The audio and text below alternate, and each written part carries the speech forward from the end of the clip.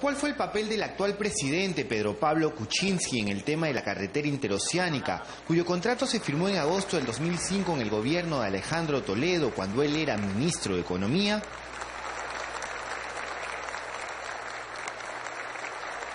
Durante estos días, tirios y troyanos han insistido con la presunta responsabilidad del actual mandatario en la dación de una serie de decretos y leyes que terminaron beneficiando al consorcio integrado por Odebrecht y Grany Montero. Kuczynski siempre se ha esforzado en sostener que nunca fue testigo de nada irregular. Los contratos para los tramos de la interoceánica, que son 1, 2, 3, 4 y 5, habían sido dados 6 meses antes. O sea, aquí no hay nada de retroactividad, ya estaban los contratos. A mi entender, sí, yo no soy abogado, pero a mi entender fue totalmente transparente. Cuarto Poder consiguió documentación hasta ahora desconocida y que da cuenta de lo que sucedió el mismo 4 de agosto del 2005, el día que Toledo firmó el contrato de la interoceánica en el Salón Dorado de Palacio de Gobierno con Jorge Barata de Odebrecht entre los presentes. Documentación que dice mucho del accionar del actual jefe de Estado en esos momentos. Esto permitirá el desarrollo de 10 departamentos. Esos departamentos hermanos que lo he vivido porque lo he transitado, que pensaban que iban a morir y no iban a ver hecho realidad una obra por muchos años postergado. Durante el gobierno de Toledo, Kuczynski fue ministro de Economía en 2 oportunidades. Primero entre julio del 2001 y julio del 2002 y posteriormente entre el 16 de febrero del 2004 y el 16 de agosto del 2005, para luego ser primer ministro hasta el fin del mandato toledista. Como titular de la cartera de Economía, Kuczynski fue a su vez presidente del Consejo Directivo de Proinversión, organismo adscrito al Ministerio de Economía, encargado, entre otras cosas, de promover la inversión privada en servicios públicos y obras públicas. Fue precisamente en su segundo periodo como ministro de Economía cuando el proyecto de la interoceánica empezó a correr. En diciembre del 2004, el gobierno de Toledo, con Kuczynski en el MEF y a la cabeza del Consejo Directivo de Proinversión, promulgó una serie de resoluciones que definieron el marco normativo para el concurso de la interoceánica. Entre otras cosas, la interoceánica se daría en concesión a un consorcio a través de un concurso público. Ya para entonces, según la Fiscalía, Toledo habría acordado el pago de una coima con Odebrecht para otorgarles la licitación. ¿Ustedes firmaron el contrato en agosto del 2005? Nosotros hemos firmado el acuerdo. Los contratos y los addendums lo han firmado los gobiernos que han venido posteriormente. Esto es lo que nos dijo el expresidente Toledo en la entrevista de la semana pasada, pero lo cierto es que los hechos lo desdicen. El 9 de febrero del 2005, Economía emitió un decreto supremo que exoneró el control del Sistema Nacional de Inversión Pública, el SNIP, en la fase de preinversión a los tramos de la concesión de la interoceánica. La resolución lleva la firma de Toledo, pero no la de Pedro Pablo Kuczynski, quien en esos momentos se encontraba fuera del país. Según se dice, PPK se habría mostrado contrario a esta decisión y prefirió no firmar. En su reemplazo, el documento lleva la rúbrica de Javier Sota Nadal, entonces ministro de Educación, quien se quedó a cargo del despacho del MEF. Recién está llegando toda la información, ha llegado, la han estado trabajando durante estas fiestas y ya tenemos algo para presentar más adelante. ¿Han recibido toda la información del caso? Hasta ahora sí, hasta ahora sí. Las observaciones no tardaron en aparecer. El 23 de junio del 2005 se anunció a los postores ganadores de los tramos 2, 3 y 4 de la interoceánica. Los 2 primeros tramos fueron adjudicados al consorcio encabezado por Odebrecht y Grany Montero. Ese mismo día, el entonces Contralor General de la República, Genaro Matute, le envió este oficio al entonces director ejecutivo de Proinversión, René Cornejo, luego primer ministro de Humala, en donde en resumidas cuentas le dice que la concesión puede presentar problemas en el futuro. El documento detalla observaciones hechas al financiamiento de la obra por parte del postor, además de riesgos medioambientales, de construcción y de sobrecostos, al señalar que el costo por kilómetro de vía sin asfaltar de la interoceánica superaba en más del 100% el de cualquier proyecto similar en el Perú. Es decir, la Contraloría ya le estaba advirtiendo al gobierno de los sobrecostos que en el futuro se dispararían en torno a este elefante blanco.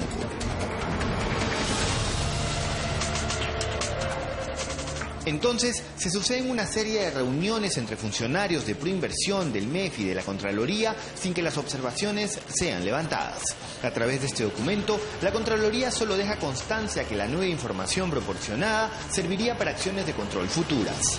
El 27 de julio, ya contra el tiempo y ante la inminencia de la firma del contrato, René Cornejo le pide a Matute, con carácter de muy urgente, que la Contraloría emita opinión técnica respecto del costo por kilómetro de la interoceánica. Ese mismo día se le responde diciéndole que en buena cuenta la Contraloría se mantenía en su posición. Fernando Olivera, entonces embajador en España y aliado de Toledo, por esos días se mandó con esta declaración respecto a la interoceánica. Quien estaba bloqueando el contrato con la interoceánica era la Contraloría. Y yo lo dije en esa noche del 25 de julio. Y dije algo más. Presidente, si me autorizas, me meto a resolver este problema. Porque algo sé, algo conozco, algo he aprendido en estos 25 años de servicio al país. Y al día siguiente, señores periodistas, compatriotas, 26 de julio,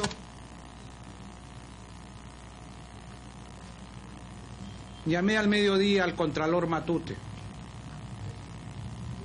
y le dije: Contralor, esta obra tiene que hacerse por el bien del país. Esto es lo que hizo Olivera ahora respecto a las supuestas presiones hechas al Contralor. Ya el año 2005, a consecuencia de la conferencia de prensa que con transparencia di yo a causa del rompimiento de la alianza que teníamos con Perú Posible, con Toledo, el acuerdo de gobernabilidad y moralidad, fui yo el que informé con esa transparencia que siempre caracteriza todos nuestros actos. Y felizmente está el testimonio que ha dado la declaración que dio el Contralor General de la República, Genaro Matute, ante la Comisión de Fiscalización del 23 de agosto del 2005, que dice claramente que Fernando Olivera no ejerció ninguna presión. Como se quiera, una semana después de la última comunicación entre Proinversión y Contraloría, el 3 de agosto del 2005, la vicecontralora de entonces, Rosa Urbina, envía este informe a Proinversión en donde señala que las empresas ganadoras de la concesión de la interoceánica tenían contenciosos judiciales con el Estado, por lo que no se debía firmar el contrato. Contrato pactado para el día siguiente, el 4 de agosto del 2005. Es mediodía en el Salón Dorado del Palacio de Gobierno ese 4 de agosto y el presidente Toledo se hace esperar. Pero quizás su demora no se deba al minutero de la recordada hora cabana. Desde las 10 de la mañana en el Salón Sevillano de Palacio de Gobierno, el Comité de Proinversión inicia el proceso de cierre de los tramos 2, 3 y 4 de la interoceánica con la presentación por parte de las empresas ganadoras de la documentación establecida en las bases del concurso. Según el acta de ese día al que accedió Cuarto Poder, a las 10:15 de la mañana el comité se entera del oficio enviado un día antes por la vicecontralora Urbina. A las 10:40 de esa mañana toman una decisión inaudita: continuar con el proceso de cierre, pero suspendiendo la suscripción de las firmas hasta que se cuente con las instrucciones del Consejo Directivo de Proinversión respecto del alcance del oficio de la Contraloría. Un consejo directivo presidido por Pedro Pablo Kuczynski. Kuczynski se reúne de urgencia a las 12:30 de ese día en el Ministerio de Economía y Finanzas con el resto de miembros del Consejo Directivo de Proinversión, entre los que figuraba el entonces Premier Carlos Ferrero, el ministro de Transportes José Ortiz y René Cornejo de Proinversión. Contra el tiempo, se plantea como tema de discusión el oficio de la Contraloría. El acta de la sesión, hasta ahora desconocido, es bastante gráfico de cómo se manejaron las cosas en torno a un proyecto supuestamente tan trascendente como el de la interoceánica. A la 1:05 de la tarde se suspende la sesión. A la 1:27 se reanuda la sesión del Consejo Directivo, ahora con todos en Palacio, más los miembros del Comité de la Concesión. En tiempo récord, el comité hizo varias cosas e informa de esto a Kuczynski y a los miembros del Consejo Directivo de Proinversión. Informó a los postores ganadores de la controversia con la Contraloría, solicitó la opinión de un estudio de abogados privado y solicitó la opinión de la Oficina Legal de Proinversión. Las respuestas llegaron con igual celeridad. Odebrecht y Grani Montero aseguraron no conocer de ninguna demanda en su contra y presentan una declaración jurada en la que refrendan esta aseveración. El estudio Monroy calificó de inocuo el oficio de la Contraloría, no encontrando impedimento para continuar con el proceso. La oficina legal de Proinversión sostiene, entre otras cosas, que las declaraciones juradas de Odebrecht y su socio deben tenerse por válidas y continuar con el procedimiento. ¿Por qué se exoneró del SNIP a la Interoceánica? ¿Y por qué es que si había observaciones de la Contraloría diciendo de que había procesos judiciales entre el Estado y Odebrecht, por qué se permitió que participara en la licitación? Yo no soy abogado y esto lo ve obviamente el Ministerio de Transporte y Comunicaciones, Proinversión y el Ministerio de Economía y Finanzas. Y yo confío en el juicio de los abogados, de los técnicos. Lo que yo estaba concentrado es que esta era una obra de integración de América Latina. Esto dijo el expresidente Toledo en la entrevista de la semana pasada, quizás tirando la responsabilidad a otro lado. Lo cierto es que Kuczynski y compañía, lejos de parar la pelota y tener en cuenta que no era recomendable la firma del contrato, decidieron aprobar lo hecho por el Comité de Concesiones en tiempo récord. Ese día, con toda la gente esperando en el Salón Dorado de Palacio, no solo ordenaron al comité seguir con los actos de cierre del proceso, sino también verificar con posterioridad la veracidad de las declaraciones juradas presentadas por las empresas. La decisión de Kuczynski y compañía apenas demoró 18 minutos. A la 1:45 de la tarde, el asunto estaba zanjado, con la firma de él y de todos los ministros, aunque usted no lo crea. Yo creo que en el Perú tenemos que seguir las reglas y nada más. ¿Y a qué se refería entonces Elian Karp con el I know what you did last time, presidente? No sé, pues yo no hablo inglés. Eso es lo que dijo el presidente Kuczynski sobre las amenazas de Elian Karp vertidas el domingo pasado. Sin embargo, más allá del buen humor y la buena onda, PPK debería contestar algunas cosas evidentes. ¿Por qué se apuró en llevar a cabo el proceso de firmas de la concesión de la Interoceánica, si él bien pudo frenar el asunto ante las constantes observaciones de la Contraloría? ¿Por qué hizo caso omiso de esas observaciones que le eran notificadas a través de Proinversión? ¿Por qué una decisión tan trascendente se toma en 18 minutos? El asunto termina con la siguiente perita en dulce cuando él ya era primer ministro. En enero del 2006 se promulgó la ley 28670 por iniciativa del entonces vicepresidente del Congreso, Gilberto Díaz Peralta. Esta norma no solo declaró de interés nacional a la carretera interoceánica, entre otras obras, sino también le dio un manto de legalidad a lo hecho por el Ejecutivo con anterioridad para la ejecución de los contratos de concesión. De esta manera se subsanaban retroactivamente las observaciones de la Contraloría.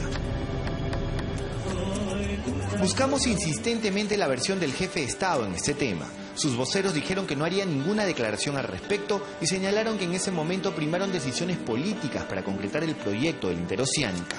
Hoy sabemos que al menos en el caso de Alejandro Toledo, esas decisiones estuvieron acompañadas de grandes cantidades de dinero.